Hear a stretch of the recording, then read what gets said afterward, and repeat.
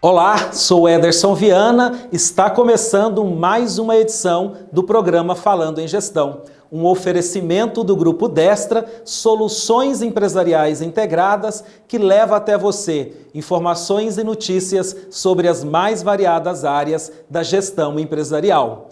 E o nosso programa com reprise todos os sábados às 1h30 da madrugada. E você ainda pode acessá-lo através do nosso canal do YouTube, Programa Falando em Gestão. E você que quer mandar alguma sugestão de pauta, pode nos enviar através do nosso e-mail, programafalandoemgestão@grupodestra.com.br. E no programa de hoje você vai assistir. No quadro Pílula de Gestão, traz um tema muito importante. A especialista em RH Tânia Segurado vai discutir sobre as causas e as consequências das demissões mal planejadas. E no quadro Falando com o Especialista, entrevistaremos Cristiane Taveira, onde discutiremos sobre as startups, mercado de investimento das startups no Brasil e no mundo e as dificuldades e desafios das startups conseguirem investimento. Eu, se fosse você, não sairia daí. O programa de hoje está imperdível, é um minuto só.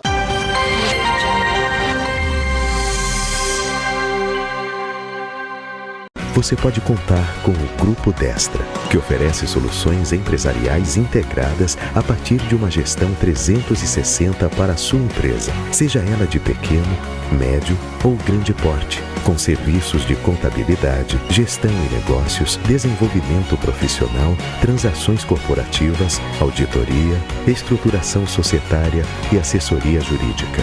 Grupo Destra, resultados de negócios para todos. Você ainda contrata o filho do amigo do vizinho para desenvolver suas campanhas publicitárias? Xiii! Então tá na hora de você parar e se perguntar: ó céus, o que é preciso para ter melhores resultados? Você precisa de uma agência completa, com estratégias de comunicação em 360 graus. Lorde Publicidade, completa para você.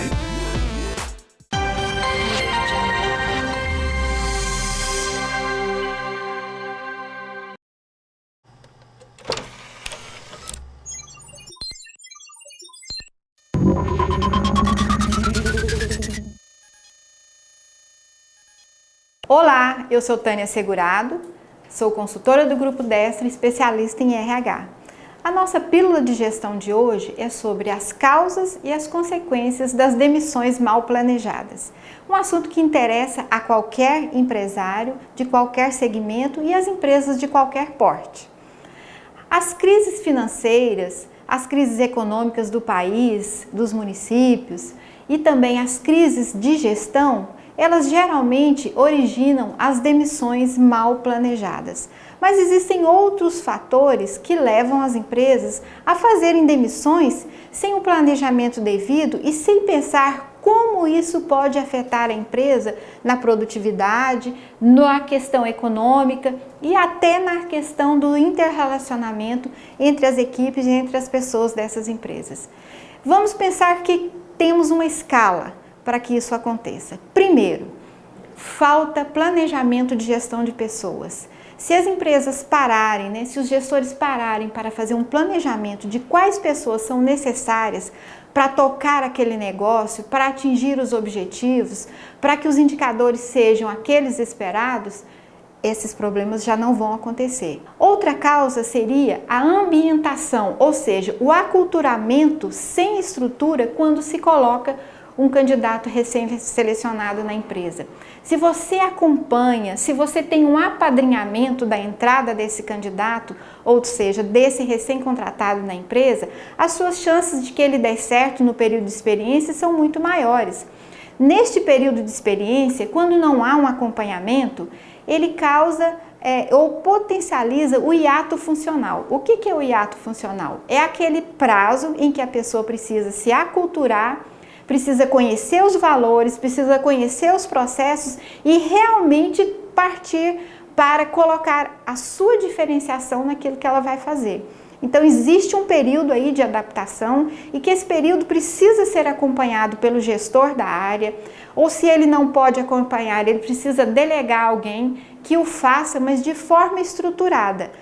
As pessoas são contratadas por aquilo que está no currículo, muitas vezes passam até por testes práticos, mas ela precisa ser aculturada em processos, em relacionamentos, em valores da empresa. E isso faz toda a diferença quando você vai aprovar um candidato no período de experiência. Quando essas fases são puladas, ou seja, elas não são feitas ou são feitas de forma mal estruturada, vem posteriormente as consequências. O candidato ou recém-contratado é aprovado no período de experiência e aí vem consequências desastrosas que vão culminar lá na frente com uma demissão mal planejada. Essas consequências são baixa produtividade, inadequação com a cultura e com aqueles valores que a empresa já prega, ou seja, será que os valores do candidato estão de acordo com aquilo que a empresa já prega? Ele se aculturou com os processos? Ele realmente foi para o departamento certo? Ou seja, o custo do invisível de uma admissão mal feita, ela vai causar também um custo muito maior de uma demissão mal planejada. Quando nós vemos que as crises originam as demissões, mas principalmente o mau planejamento de pessoas ou a falta dele causam as demissões mal planejadas, nós vimos que as empresas não atingem os objetivos. Um efetivo planejamento de pessoas, aliado às estratégias e objetivos propostos para a empresa, trazem bons resultados. Conte com o Grupo Destra, resultados de negócios para todos.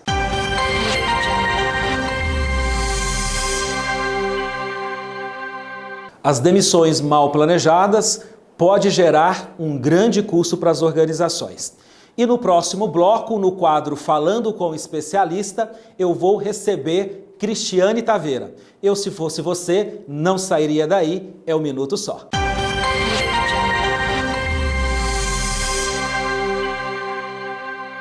Você pode contar com o Grupo Destra, que oferece soluções empresariais integradas a partir de uma gestão 360 para a sua empresa, seja ela de pequeno, médio ou grande porte, com serviços de contabilidade, gestão e negócios, desenvolvimento profissional, transações corporativas, auditoria, estruturação societária e assessoria jurídica. Grupo Destra, resultados de negócios para todos. Você ainda contrata o filho do amigo do vizinho para desenvolver suas campanhas publicitárias? Xiii! Então tá na hora de você parar e se perguntar: ó céus, o que é preciso para ter melhores resultados? Você precisa de uma agência completa, com estratégias de comunicação em 360 graus. Lorde Publicidade, completa para você.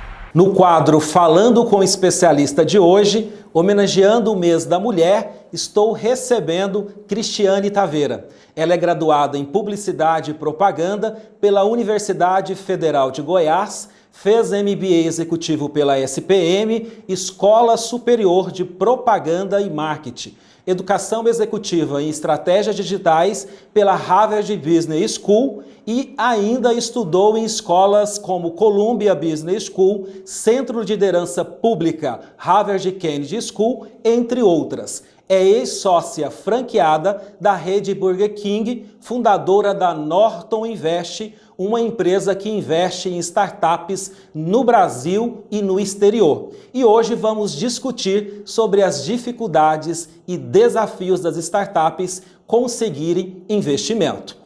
Olá, Cristiane, tudo bem? Oi, tudo ótimo, e você? Excelente, muito bom poder receber você aqui no programa Falando em Gestão para falarmos um pouco sobre startups e principalmente neste mês que nós estamos homenageando as mulheres, nós termos uma pessoa que representa tão bem a classe feminina. Obrigada, não sei se eu represento tão bem assim, mas a gente tenta.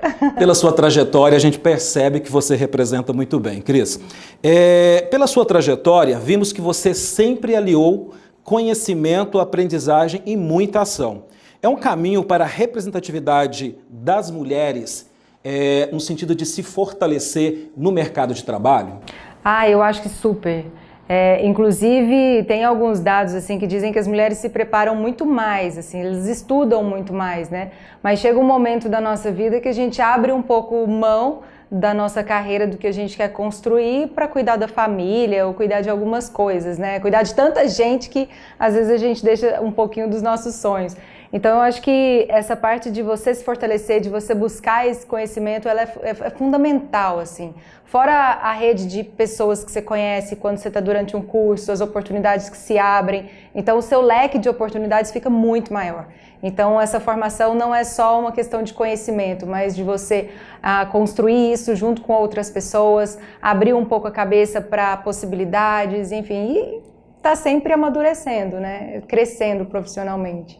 Excelente. Cris, a gente percebe assim, olhando o seu currículo, vendo a sua trajetória profissional que foi construída ao longo desses anos, nós percebemos que de fato você seguiu um caminho que hoje nós estamos vendo que a mulher dentro do papel, principalmente na gestão das empresas, ocupando grandes colocações nas organizações e nas empresas, esse papel ele tem tido uma representatividade cada vez maior. Conta para nós um pouco da sua trajetória, do início até chegar hoje aonde você está. Tá, eu sempre fui empreendedora, então logo depois que eu saí da faculdade, eu acho que eu tive 6 meses de carteira assinada na vida, e daí eu entrei numa agência de publicidade como criativa, como designer, e daí eu falei assim, eu quero abrir o meu negócio. E aí abri a minha própria agência, comecei a atender clientes públicos, clientes privados, foi uma experiência muito legal, trabalhei de graça pra caramba, e a gente fala que é de graça, mas acaba que a gente conquista outras coisas, né, conhecimento, enfim. Mas isso me trouxe algumas oportunidades e principalmente me ajudou a construir um portfólio.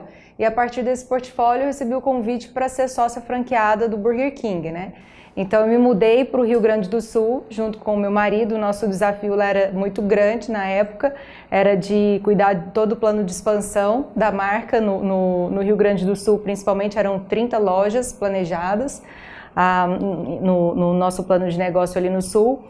E aí foi muito desafiador, porque eu não entendia de sanduíche, eu não entendia de nada, meu marido também não, e ele falava assim, a última coisa que eu quero trabalhar na vida é com shopping e comida. E a gente acabou parando. Acabou indo por esse caminho. Acabou indo por esse caminho. E aí, chegando lá, a gente começou a aprender. E assim, com muita sede de conhecimento, com muita sede de aprender, de perguntar, de querer ir atrás de quem estava performando bem. E daí, durante um tempo, assim, a gente até era o patinho feio do grupo, porque a gente tinha muitos resultados ruins. E a marca patinando, a gente não conhecia o Rio Grande do Sul, a cultura do gaúcho, né, que é muito diferente da nossa. Dos demais estados do país, exatamente. Inclusive. Né? Então, assim, é muito difícil você trabalhar com as pessoas quando você não conhece essas pessoas. E aí a gente fez um trabalho, assim, de simplificar tudo. Logo, o 3G Capital comprou o Burger King, eu liguei para o Yuri, a Miranda, que era o CEO, eu falei, Yuri, me ajuda, me ensina, posso ir para São Paulo para saber o que vocês fazem aí, que tudo que vocês colocam a mão nesse 3G Capital, que é o grupo do Jorge Paulo Lema, né? Vira dinheiro, me ensina.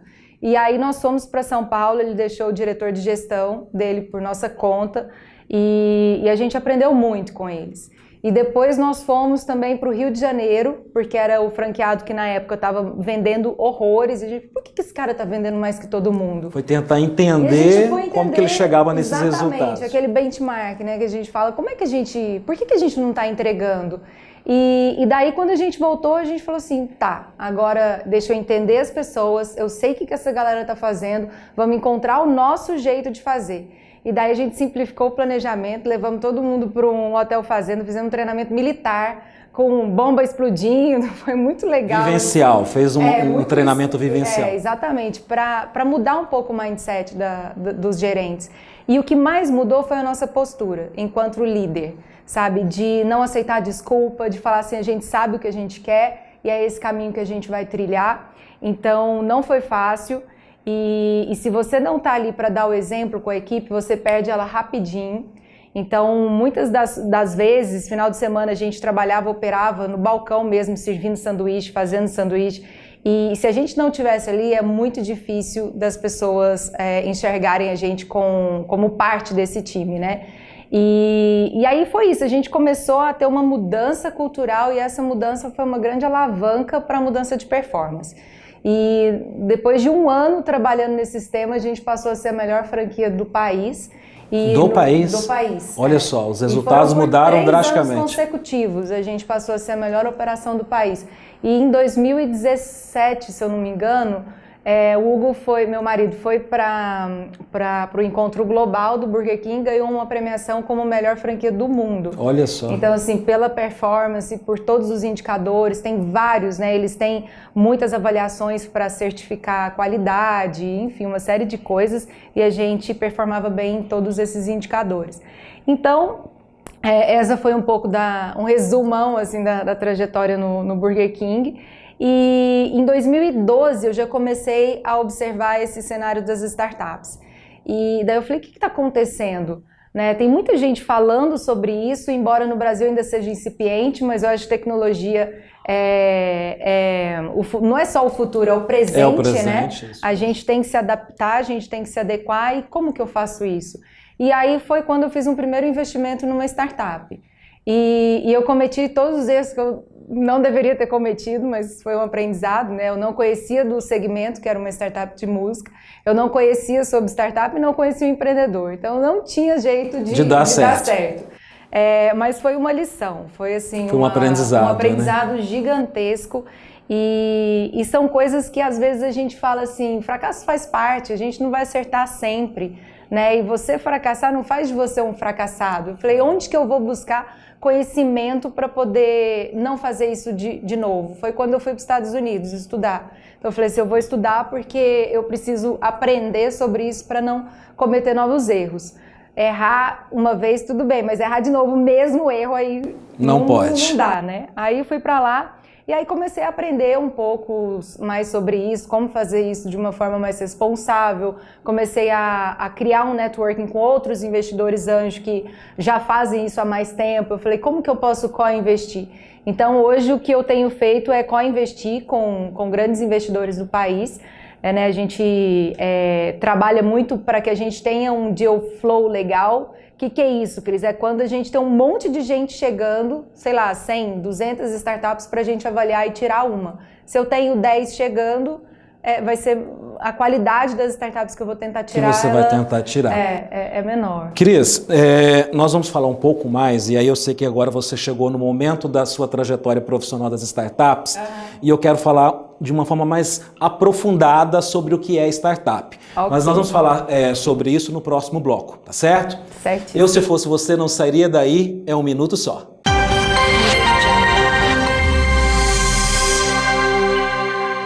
Você pode contar com o Grupo Destra, que oferece soluções empresariais integradas a partir de uma gestão 360 para a sua empresa, seja ela de pequeno, médio ou grande porte, com serviços de contabilidade, gestão e negócios, desenvolvimento profissional, transações corporativas, auditoria, estruturação societária e assessoria jurídica.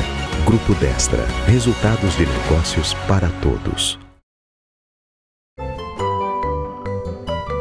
Você ainda contrata o filho do amigo do vizinho para desenvolver suas campanhas publicitárias? Xiii! Então tá na hora de você parar e se perguntar: ó céus, o que é preciso para ter melhores resultados? Você precisa de uma agência completa, com estratégias de comunicação em 360 graus. Lorde Publicidade, completa para você.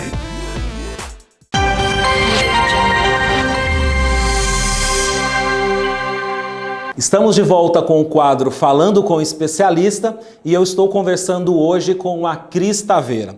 Cris, eu queria que você falasse agora para os nossos telespectadores o que é startup, porque muito se ouve hoje falar sobre startup, mas uma grande parte das pessoas não sabe exatamente o que é uma startup.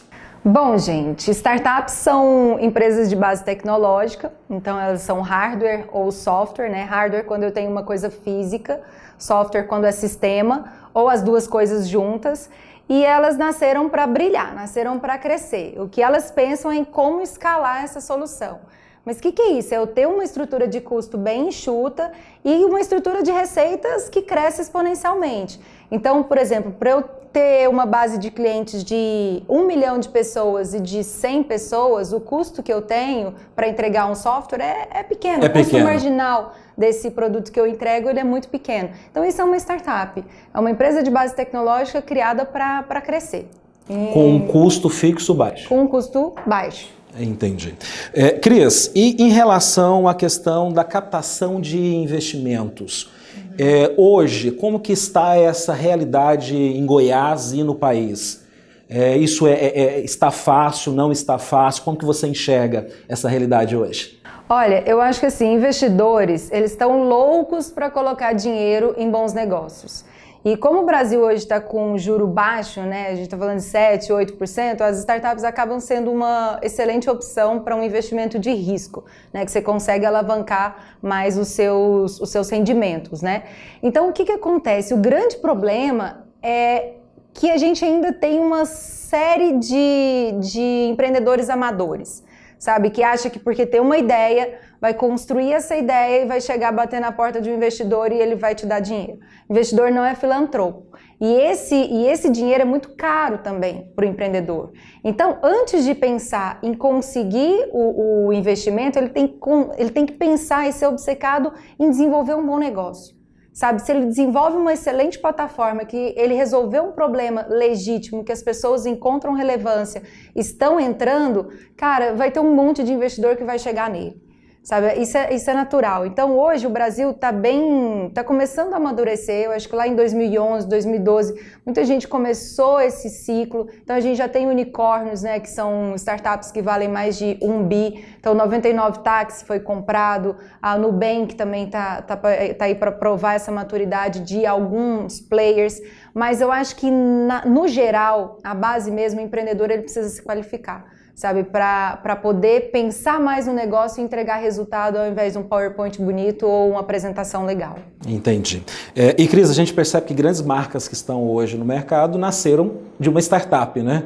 Acho que isso é muito importante para o telespectador entender, que muitas das vezes vê grandes marcas que estão hoje aí se destacando no mercado, mas na verdade foram uma startup, essa ideia veio de uma startup, ela iniciou como uma startup, não é isso? A startup é um período, gente, não é uma condição para sempre. Então você é startup durante o tempo que você está começando esse negócio. Como se fosse um período de incubação, né? Poderíamos dizer assim?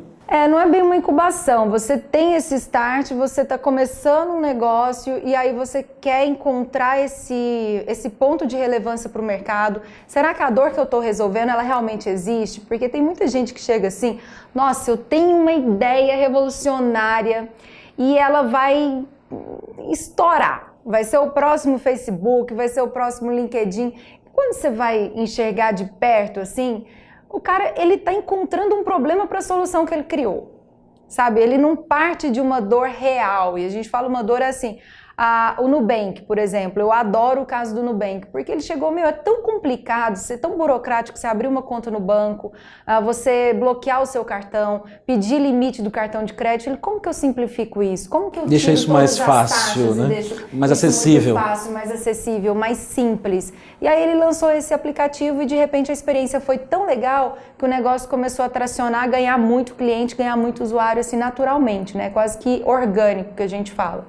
Então, acho que é esse o ponto, a gente pensar nessa simplicidade que a gente pode oferecer. né? E fazendo isso, a startup deixa de ser uma startup para ser uma empresa de base bem robusta, né? Sólida. Entendi, fantástico. Cris, nós estamos com o tempo já um pouco estourado, mas eu queria que você falasse um pouco sobre a Norton. O que a Norton hoje ela faz no mercado, que tipo de serviço que ela oferece hoje para o mercado? A Norton, ela nasceu a partir dessa sede de investir, de apoiar projetos de tecnologia. Então, hoje a gente investe em startups junto com outros investidores, basicamente é capital próprio. E a gente também tem um outro modelo que a gente investe em fundos de pre-IPO nos Estados Unidos. Então, o que a gente faz? A gente aposta que empresas como o Uber, que a gente comprou, por exemplo, a um valuation de 40 bilhões de dólares, eles vão no IPO, que é a abertura de bolsa, a abertura de capital na bolsa de valores, o valuation deles vai estar em 100, 120 bi. Então, isso é uma aposta. Se vai estar ou não, a gente não sabe. Mas daqui 1 ano ou 2 anos, o Uber tende a abrir esse capital. Então, a gente compra essas ações de funcionários dessas empresas, dessas grandes da tecnologia. Então, tem Uber, Didi, Lyft, Grab, estamos abrindo agora para WeWork. Enfim, tem vários. E daí, esse sim, a gente consegue democratizar esses investimentos. Então, outras pessoas que queiram investir conosco, a gente consegue abrir isso para esses investidores. Então, a Norton consegue assessorar a pessoa que quer fazer um investimento a ter aí um portfólio ou as melhores opções de investimento no mercado. Isso. Seria isso? Isso, e você falou uma coisa interessante, porque trabalhar com startups, você tem que ter um portfólio. Porque a estatística diz que a grande maioria vai falhar. E vai, se você não tiver um portfólio, se você não construir isso, você vai perder um monte de dinheiro em uma só. Então, o ideal é que você, ao invés de pegar 100 mil reais, põe 10 mil em cada uma, que aí se 9 falharem e uma der certo, ela paga a conta de todas as outras e ainda alavanca o seu capital. Então, esse é o raciocínio. É importante construir portfólio e muito por isso que a gente vai plugando assim, outros investidores que têm perfis diferentes, teses diferentes. Entendi. Cris, como que nós podemos encontrar a Norton através das redes sociais? Qual que é o site? Como que nós podemos ter mais informações sobre a Norton? Pode me procurar no Instagram, Cris Taveira, com CH. Você pode complicar, né? Pra quê? Simplificar. Então, é Cris Taveira. E manda um direct que a gente se fala. Tem o site também, gruponorton.com.br. A gente está fazendo uma nova carinha agora, mas pelo Instagram o pessoal me acha lá tranquilo, eu sempre respondo. Às vezes demora um pouquinho, mas eu respondo. Cris, fantástico, a nossa conversa foi super interessante, mas na verdade não dá para ficar apenas nesse bate-papo, porque nós temos aí um assunto muito vasto para ser explorado, né, e para ser conversado, e principalmente a experiência que você possui hoje, eu tenho certeza que tem condições de levar um aprendizado muito grande para o nosso telespectador. Então eu gostaria de deixar aqui o convite para uma próxima oportunidade você estar aqui conosco de novo para a gente continuar esse assunto, pode ser? Tá ótimo, combinadíssimo. Agradeço muito a sua participação. Eu que agradeço, gente. E eu conversei com o Cris Taveira, uma história de sucesso que pode fazer a sua história mudar. E o programa de hoje chega ao fim. Um grande abraço e até o próximo programa. E eu termino o programa com a seguinte frase: a inovação é o que distingue um líder de um seguidor.